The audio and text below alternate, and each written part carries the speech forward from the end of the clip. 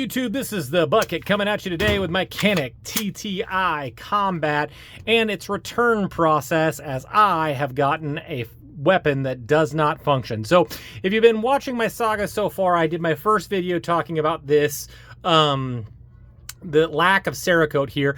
I have since been told by CANiK that this is by design. Now, they can't explain to me why I have shadow effect on this, but not here, not here, some here, but not quite as much. But apparently that's what $1,000 gets you in CANiK's eyes. So I do want to apologize for saying that that was a lack of Cerakote. They're saying that is by design, and so don't complain about it. But I also did a video about how when I took this to the range, I had over a 13% failure rate.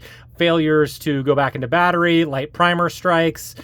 Basically, this gun just didn't function in any way, shape, or form. So I got to figure out the process of how to return a firearm to CANiK for warranty work. So the first thing you're going to want to do is make sure that you have registered your firearm. So you go to www.canikUSA.com/register, and it's a really easy process. You just need to have your gun there so you can put your serial number. You are going to need a copy of your receipt, so you want to make sure to give that to you.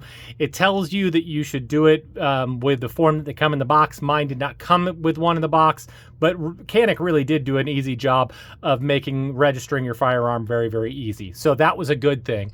Then you go to support@centuryarms.zendesk.com, and you put in what you're having a problem with. So I gave them a copy of my receipt, pictures of the gouged bullets, pictures of the slide serrations, because I hadn't heard yet that that was the way that they wanted it done, a description of great detail about the malfunctions. I gave them the specifics of how many rounds of ammo, the brand of ammo, and the number of malfunctions that I had. And then I also described those malfunctions in really good detail. So I had pictures of the gouged bullets, I had pictures of the light primer strikes. I sent all that over to them. Now, I didn't know how long that process would take, so I went ahead and I called CANiK. Well, it's not really CANiK, it's Century Arms, because Century Arms is the importer of CANiK pistols. So I called them up, and actually that was the best part of the process. It didn't take very long before I got somebody on the line, and I talked to a guy, and he said 24 to 48 hours is your timeline before you're going to hear back from us.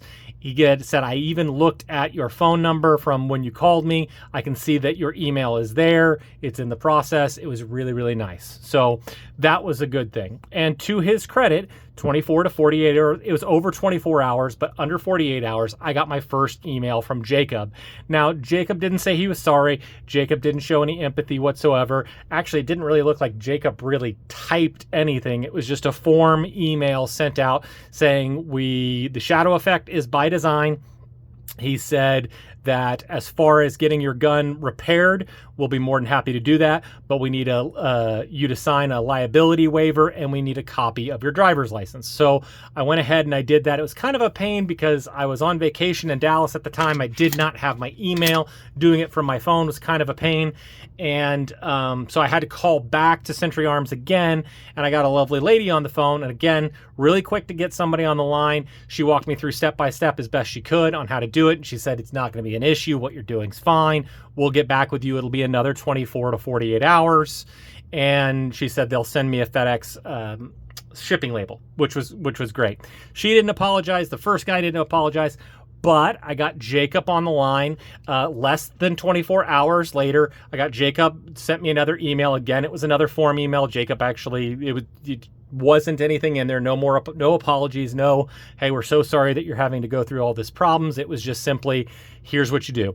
And he sent me an email with a FedEx printing label, and they gave you pretty good detailed instructions. It said, just send us one magazine. Do not send us the original packaging.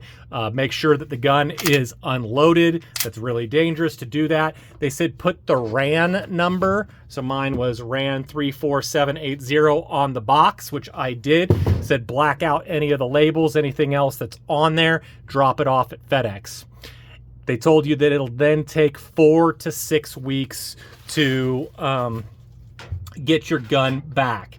Now, since this process has begun, I've released my 2 videos on this, and I've been getting some information from people on the internet that I am not the only person that's having this problem. And I'll be honest with you, that first guy that I talked to, you know, I had asked him, I said, hey, you know, on your website, it says that I'm going to have to pay for the shipping. And I'm like, I just bought this firearm. Do I really have to pay for shipping for something that never worked? And he said, oh, we're making sure that everybody with a TTI doesn't have to pay shipping, which would lend me to believe that I am not the only person that is having problems with their TTI. So between the fact that they didn't make me go to the store, didn't make me go to the range and shoot it again, I'm guessing that I am not the only person with problems with their TTI. That as well as I'm starting to get other viewers calling me, not calling me, shooting me messages on YouTube saying, hey, I had the exact same problem with mine.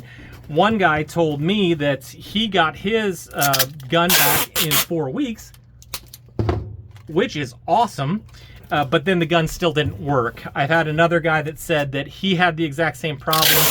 He didn't even bother to go through the CANiK process of getting a gun returned.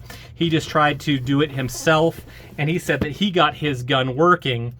So I just got back from FedEx. Actually, the lady there was really nice to me and was like, well, I'm sorry you're having to return something to us today.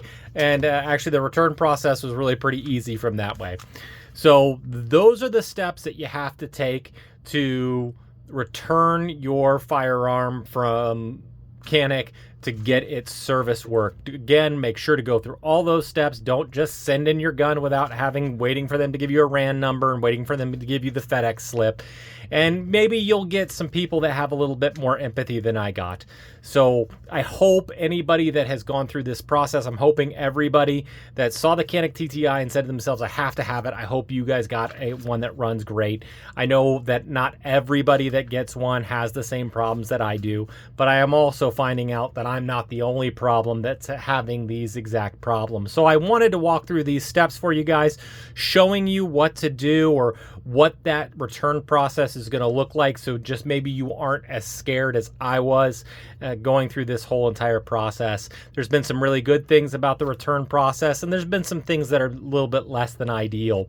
So what I'm going to do is I'm going to give them their 4 to 6 weeks, and then if I haven't gotten anything back, I'll let you know about that. Or when I do get the gun back, I'm going to immediately take it to the range and I'm going to put it through its paces, maybe do some different weight bullets, just really run it through its paces and to see if they really got it fixed. And if they didn't get it fixed, then I'll come back to you guys and I'll tell you what process or what I'm deciding to do with a gun that doesn't function. So I hope that this is helpful to those of you that are in the same position as me. I hope all of you guys are dealing with this frustration as easily as possible. I know how frustrating it's been for me, and we're going to get through this together. So I want to thank you guys so much for supporting the channel. All the likes, the comments, the shares, they're really appreciated. And as always, you stay classy, YouTube. Little middle baby bucket. Do you want to live in California? No! Why? Because I'm not a communist.